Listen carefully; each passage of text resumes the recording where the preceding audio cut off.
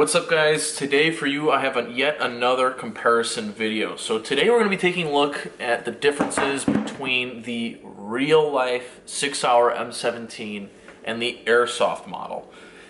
They're both very similar, okay? Both actually have FCUs. If you don't know what that means, it's a fire control unit. So they really did nail a lot of the aspects in the Airsoft model to replicate the actual M17. It's not striker fired though. You're still gonna be limited to having to use the gas nozzle on the Airsoft gun, magazine, so that you can get the air to propel through the barrel. So it's not gonna be a striker fired model. It has an internal hammer that hits the gas valve to actuate the pistol. But otherwise, it's nearly identical in function, and later in the video I'll actually take it apart. I'll show you guys both FCUs so you guys can see the difference between the two. I think it's very cool that they actually integrated that function into this, because then it gives you the option to use different frames, and actually companies have already come out with different frames and grips for the Airsoft model. Like Strike Industries has come out with their Rampage line or something like that. Alright, let's move on. So why did I get the Airsoft M17? Well, I just regularly carry the real M17, so I thought it'd be a great use for training, is to have, this would be a great use for training. That's what I meant to say. They don't make a 22 model of the M17, so this is going to probably be your next best option.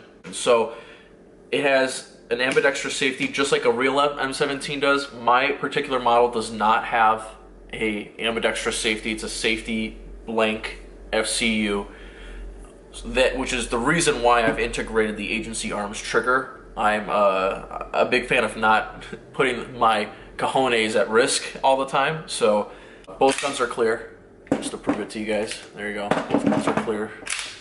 Alright, we'll close this off. I'll just show you guys. So if I'm just on the edge of the trigger, it's not going to fire until I push that center. Alright, well there you go, there's the agency trigger. And on here we have just the standard manual safety, just like I mentioned before.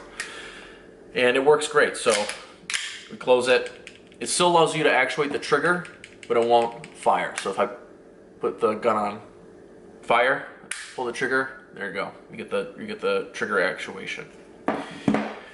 I've decided to put the same model light on both guns just to increase the sameness for training purposes. But it has the Airsoft model has a standard, Picatinny 1913 rail on the bottom, just like the real M17 does.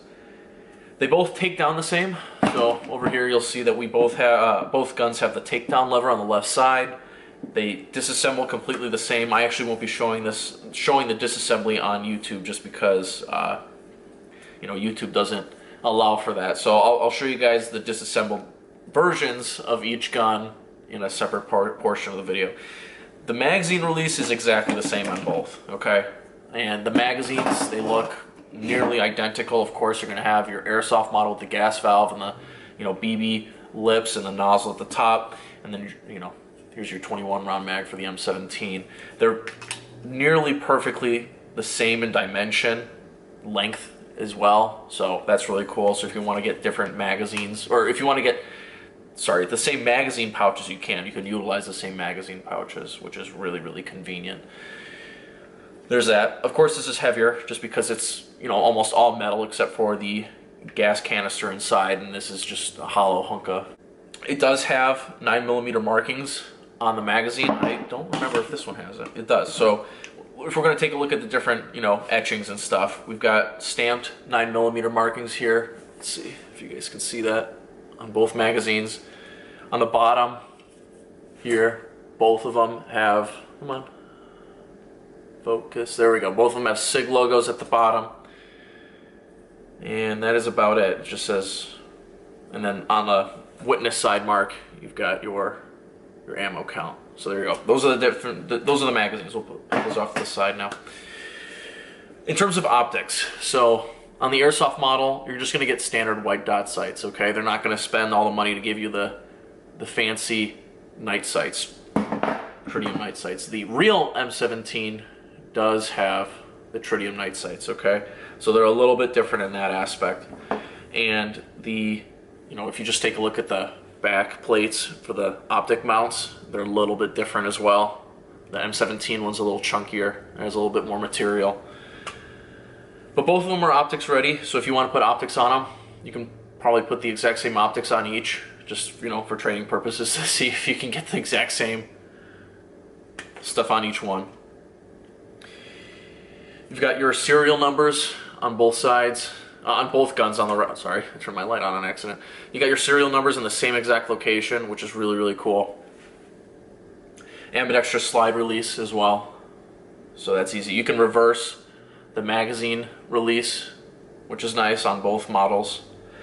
Alright, so now what I'm going to be doing is basically I'm just going to disassemble them, and I'll show you guys what the FCUs look like when I'm done, okay?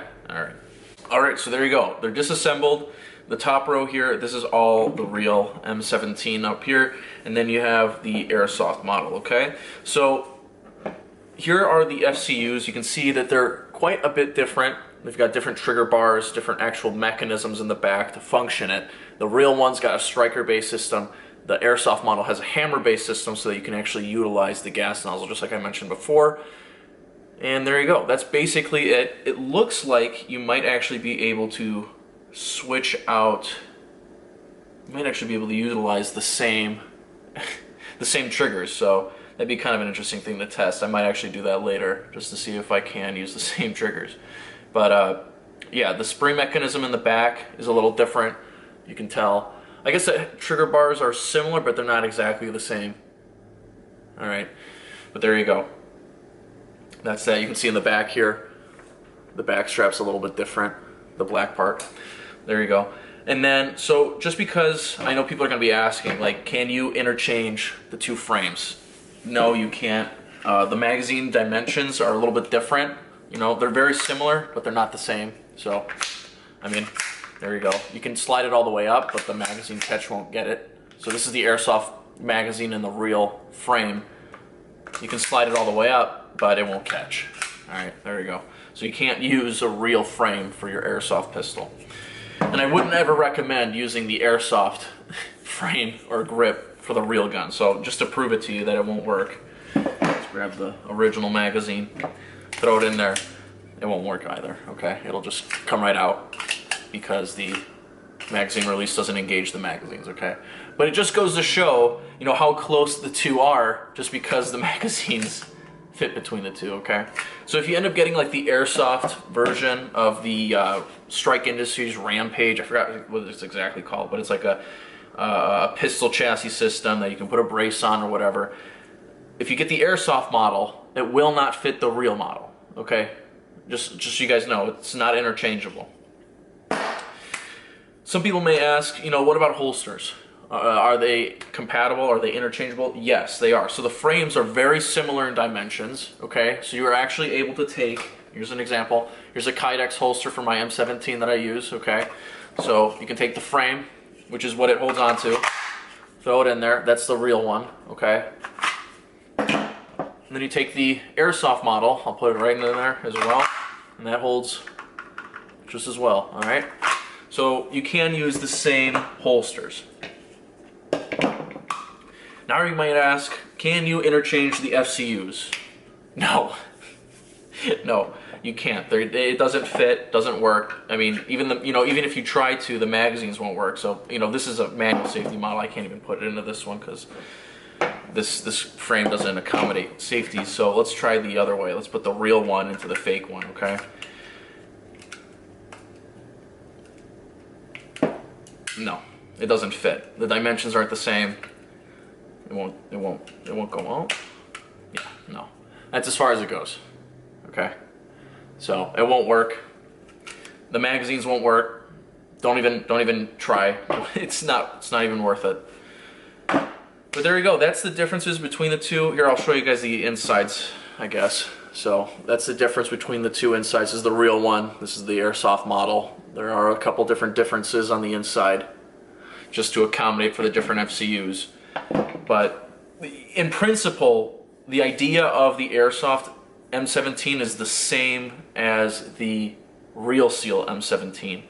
The fact that you can change out the grips. I mean, just like every other handgun, you can change out the slide. But the idea that you can change out the chassis essentially is really, really cool and forward thinking. I mean, it's the reason the M17 was chosen over almost everything else, or over everything else in the MHS program. So there you go. That's the two pistols taken apart, showing you guys what they are. Of course, you can disassemble them further. Like, you know, I could disassemble the slides, but you know, there's really no reason for that. You got your hop up on the inside there. You know, the real steel model doesn't have a hop up. They do give you a tool for the Airsoft model to change the hop up on the outside, so you don't actually have to disassemble it, but you can disassemble it and start changing it right here. There's a little spin wheel, which is what I've always done when adjusting Airsoft pistols. So it's not like, that's not unheard of. But yeah, that's the two. That's it. That's basically it. That is the Airsoft and the Real Steel M17s. They're very similar. I'm very happy with the Airsoft M17. It seems like a great replica. It's going to be a great training aid, especially, you know, when I'm training with my kit. You know, it's going to be like, oh, you know, you pick up one and then you pick up the other, and it's almost exactly the same. That's the point of the training model, which is why I got it. Guys, thank you very much for watching. There's not much else to really talk about. It's just very, very interesting to see the little subtle differences between the two. But that is about it. If you have any questions, ask them down in the comment section down below. I'll be happy to answer them. That's about it. So guys, thank you very much for watching, and adios.